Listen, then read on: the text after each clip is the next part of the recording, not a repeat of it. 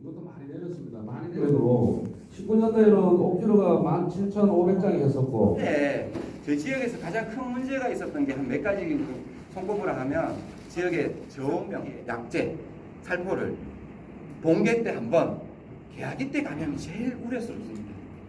우리 지역에도 이게 나오는 그런 부분이 있기 때문에 물론 양봉이 없으면 어떻게 되겠습니까? 사과의 수정이나 이런 부분에 굉장히 문제가 되기 때문에 같이 상생할 수 있는 그런 전략을 좀 찾아야 될 것 같고요. 경험으로 재배 경험으로 좀 삼는 것이 어떨까라는 그런 생각이 들었습니다. 우리가 2년 전에 45일 동안 그 폭염에서도 사과가 이렇게 정상적으로 물론 약간 품질이 조금 떨어지는 부분이 있겠지만 사과는 스스로가 이게 지켜냈으면 저항성이 굉장히 뛰어나는 것도 어떻게 보면 그런 경험을 해보지 않았을 거예요. 맞죠? 맞지 않습니까? 그죠? 지금 이렇게 거의 이렇게 비가 많이 오는 거는 최근 한 7, 8년 전에 그때도 한번 생각을 해보면 가장 심한 거는 물론 탄저도 있겠지만은 일부 후지라고 하는 품종에서는 탄저에는 어느 정도 저항성이에요. 그게 제일 심한 문제가 뭐냐면 연속공항으로 왔을 때는 갈반 이게 제일 심각한 문제가 돼서 아직까지 조금 갈반이 있다는 얘기가 있는데 후기에 많이 발생할 가능성이 있지만 다른 지역보다는 아직까지는 그래도 좀 양호한 지금 최근에 보면 한 10일 이상이 비에 의해서 중간에 이제 중간약을 한번 살포한 경우도 있고 하지만은 제가 오면서 들어보셨는데 이 갈반이 조금 보이기 시작한대요. 근데 중간 방제를 한번 했던 밭에는 그래도 아직까지는 잎이 좀 괜찮다 하니까 이 중간 방제는 어떻게 잘하느냐에 따라서 좀 달라질 것 같다.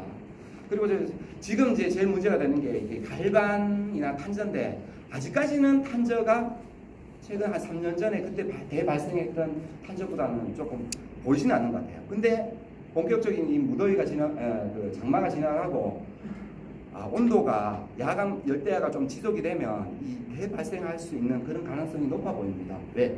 지금까지 장마에 이렇게 탄저가 보이는 것은 아마 야간에 이 열대야가 이렇게 그 탄저균이 굉장히 고온균인데 비가 많이 오는 것도 중요하지만은 26도 이상의 어떤 야간에 열대야가 좀 지속이 되면 대발병을 하거든요. 그래서 이제 그런 앞으로 중생종에 있어서 항상 예찰을 해가면서 잎따기를 하면서 이 탄저가 보인다 하는 것은 빨리 제거를 해서 이 포자가 비산하기 전에 빨리 양화치는 것이 중요한 것이 아니라 병든가를 빨리 제거하는 것이 이제 좋을 것 같고요. 그리고 이제 마지막 지금 8월 10일경에 우리 엄재열 교수님 방제력에 의하면 이 제일 중요한 게 있어요. 특히 후지, 부사에 제일 많이 피해를 주는 병이 뭐냐면 갈반도 있지만 우선은 과실에 피해를 주지 말아야 될 병이 있어요. 부패병이죠. 견무늬 썩은병 피해에서 엄재열 교수님 방제력에서는 항상 8월 10일경 전후로 인해서 뭘 쳐요? 트리아젤 계열의 농약을 쳐야만이 후기에 감염이 됐던 견무늬 썩은병 포자가 발병을 하지 않는다. 감염은 돼도 발병을 하지 않는다. 그렇게 해서 보통 지금 산림꾼이나 실바포를 8월 10일 전후로 해서 그 방제력에는 항상 들어가 있어요. 근데 이 트리아젤 계열의 농약들이 어떤 문제점이 있냐면 심하게 갈반이 걸린 경우에는 낙엽을 유발할 수가 있어요. 그래서 그 이전에서도부터 기본적으로 그 갈반이 조금 좀 많이 걸린 가온 같은 경우는 가급적이면 실바토는 심하게 좀 낙엽을 일으켜 줄 수 있다. 그렇기 때문에 가급적이면 살리꿈으로 대체하고 그런 경향이 있기 때문에 그래도 조금 뭐 지금 갈반이 심하지 않는다면 저는 탄저도 괜찮고 하는 살리꿈보다는 이제 실바토 정도를 한번 정규 방제에 한번 넣어볼 생각입니다. 그리고 이제 지금 최근에 문제되는 게 이 봉연에서도 제가 최근에 이제 말씀을 드렸어요. 혹시 평소에 보지 못한 벌레들이 피해를 좀 주죠. 나방.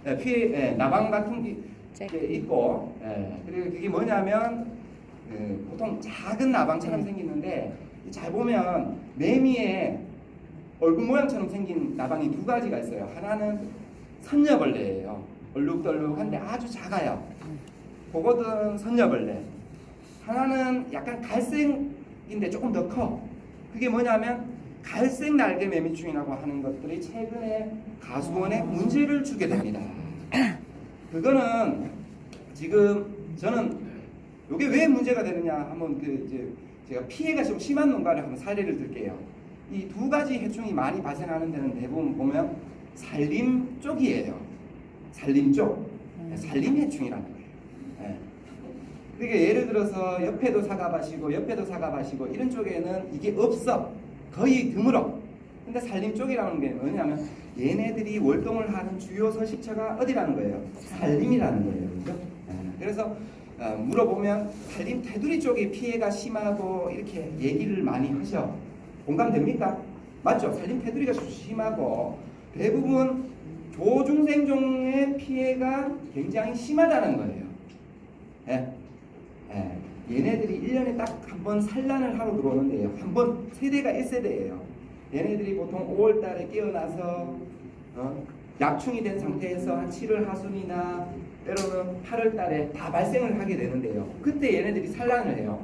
작은 벌레는 점점이 산란해서 이 산란 흔적을 잘 몰라요. 산림 쪽이겠죠. 근데 갈색 날개 매미충은 어디에 산란을 하냐면 꼭 내년도에 좋은 결가지 1년생 가지에다 산란을 많이 하는데 얘네들이 하나 정도를 산란하는 경우가 있고 또 한 가지에 한 3개가 있으면 이게 겨울에 마르기도 합니다. 그래서 산란하는 피해 때문에 대부분 피해를 보면 산 테두리가 많습니다. 조중생종으로서. 왜 그럴까요? 조중생종 수확해놓고 약을 안 치거든요. 그래서 문제가 된다. 언제까지 산란하냐? 제가 보기에는 한 10월 초까지 산란합니다. 그래서 후지는 9월 말까지 노린재 약이 들어가잖아요. 그죠? 그러니까 후지 피해는 덜한데 대목 조생종 수확하고 나서 좀 싼 약이라도 좀 들어가면 이 피해를 줄일 수 있고 또 좀 피해가 있다 하고 가온에 다 돌리는 것이 아니라 산 테두리만 조금 한 번 정도 돌리면 그래서 제가 예찰을 해보면 작년에 피해가 많았던 농가에 가보면요 원래 피해 있습니까 하니까 그전에는 피해가 있었는데 작년에 수확 후에 조중생 아오리 공로 이런 거 수확을 하니까 약을 치니까 원래는 피해가 전혀 없더라 이런 얘기를 하니까 이게 꼭 원래 많다고 내년에 있는 건 아니다. 그런 방제 전략으로 가온, 테두리나 이런 쪽에 해주시면 좋을 것 같고요. 그리고 이제 갈색 날개 매미충은 제일 좋은 거는 요것만 기억하세요. 아오리 수확할 때 보면 수확할 때 다 발생한다. 그래서 얘네들이 다 발생하는 시기는 지금 다 발생합니다. 알을 놓기도 하고 얘네들이 어떤 피해를 주냐? 노린재처럼 과실을 가야 하는 건 아닙니다. 얘네들이 배설물을 오줌을 싸요. 오줌을 싸는데 요게 유식한 용어 감노라고 얘기해요. 단 배설물이다. 요게 이게 붙어버리면 어떤 문제가 있냐? 끄름이 묻죠. 사과에 피해를 주는 게 아니라 끄름을 좋아하고 나중에 다 닦아야 돼. 그래서 이 끈적끈적한 이 배설물은 제가 찍어 먹어봤거든요. 꿀물이에요, 꿀물.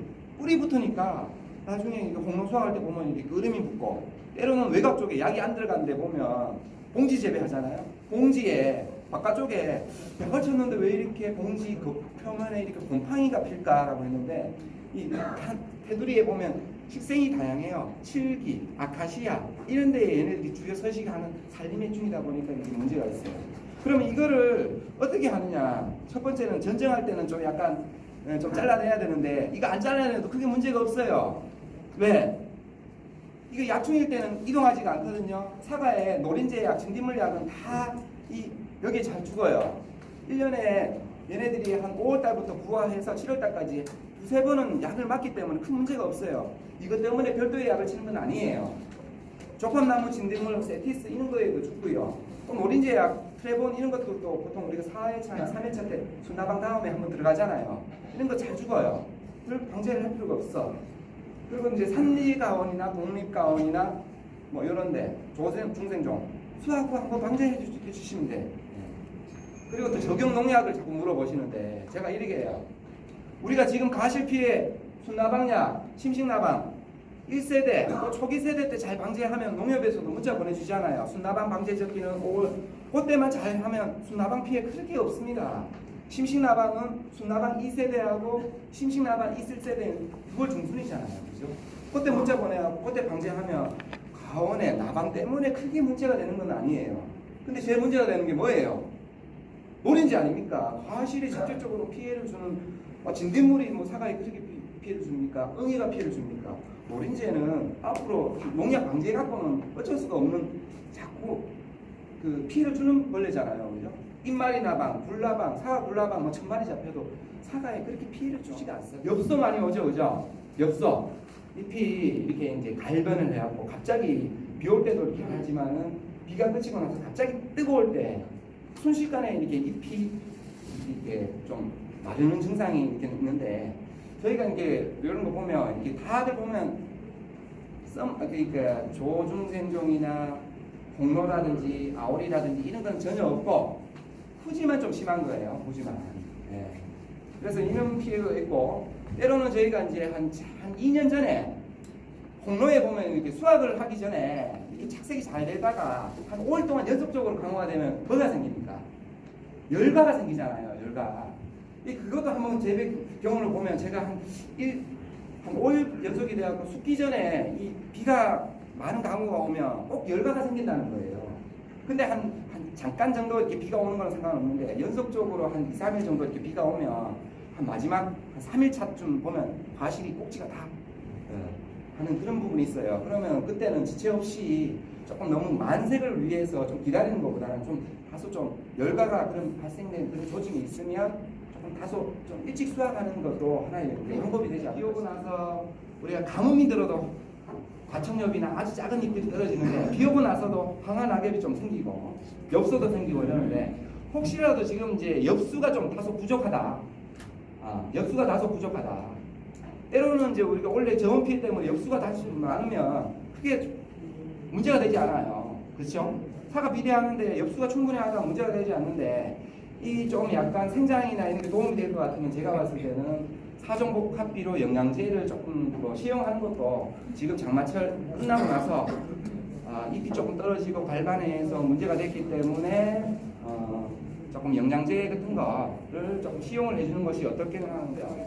약이 좀 안 들어가는 데가 병이충 피해가 많습니다. 그죠? 그래서 지금까지 제가 이제 하계 전정은 언제 시기가 맞느냐라고 하면 기본적으로 우리가 겨울 전정을 해놓고요. 또 겨울 전정에 하고 시간적인 여유가 있으면 겨울 전정에 4월 달에 꽃이 하는 거라든지 보완 전정을 하잖아요. 그죠? 그래서 저가 해놓고 다소 이렇게 좀 무성하다 싶으면 이렇게 좀 자르기도 하고 본격적으로 하계 전정 도장지 전에 착색을 위해서 공로 같은 경우는 지금부터 이제 점진적으로 이렇게 시행하면 되는데 후지 같은 경우는 보통 이제 조금 더 불볕더위가 지나가고 신초를 이제 지나치게 조금은 좀 과하게 잘라도 불볕더위가 지나가서 2차 생장이 하지 않는 그 시기에 하면 되죠. 근데 하계 전정은 그런 시기적으로 봤을 때는 그게 맞지만은 1년 내에 한다는 걸 말씀드리겠습니다. 오히려 1년에 한 번 할 때 너무 지나치게 하계 전정을 하는 것이 오히려 수치의 지나친 반발 생장 때문에 문제가 되기 때문에 늘 병해충 피해라든지 착색, 품질 향상을 위해서 하계 전정은 늘 1년 내내 사과나무도 모르게 잘라내는 예비적엽이라는 걸 도입하는 게 좋을 것 같아요. 네. 잎이 너무 많은 공로 품종 같은 경우는 가시 주변에 잎을 살짝 정도 꼭지가 붉도록 미리 좀 공간을 좀 열어놓으면 그 공간에 나중에 착색으로 인해서 약간 잎 때문에 착색이 좀 완벽하게 안 되는 걸로 인해서 조금 우리가 좀 다소 아쉬운 게 있잖아요. 그래서 제가 봤을 때 8월 초부터는 좀 예비 소지를 통해서 좀 미리 모공력을 좀 분산하는 그런 것도 좋은데 지금 초생재배의 문제가 이게 너무 장마철에 이걸 잘 기억하세요. 장마철에 수관하부에 풀이 많으면 다습한 조건이 만들어지기 때문에 사실상 갈반이 좀 많습니다. 병해충 피해가 좀 많아요. 그래서 좀 장마전에는 수관하부라도 좀 미리 무성한 이런 풀들을 좀 잡아주는 것이 원래 같은 경우는 이제 더 이상 이제 물 주는 시기는 다 끝난 것 같아요. 지나치게 이렇게 비가 오고 앞으로도 향후 주말 기준으로 우리 지역에 한 200mm 이상 올 수 있으니까 근데 많은 강우로 인해서 2차 생장이 좀 많이 있기 때문에 수세가 좀 세다는 그런 판단을 지금쯤 어느 정도 이제 할 필요가 있다고 생각합니다. 그래서 내년도 10이랑 할 때는 좀 다소 안 주시거나 좀 줄이는 쪽으로 수세 판단을 좀 해보시라는 보통 낙스에 쏟아하지만 사과상자 수족하는 거 있잖아요. 네. 이 장기 저장용 하시는 그런 사과 상자를 조금 여유가 있을 때 보통 보합 분무기 세차기 있죠. 그런 것들을 1년에 농가들이 비치해서 좀 시간적인 여유가 있을 때 미리 사과 상자를 조금 깨끗하게 이 먼지라든지 오염 제재물을 조금 소독하는 거. 물 세차기만 잘해도 그런 이제 전 중에 병을 좀 막을 수 있기 때문에 그런 것들을 기본을 조금 실천해 줄사 하는 그런 방법의 말씀을 드립니다.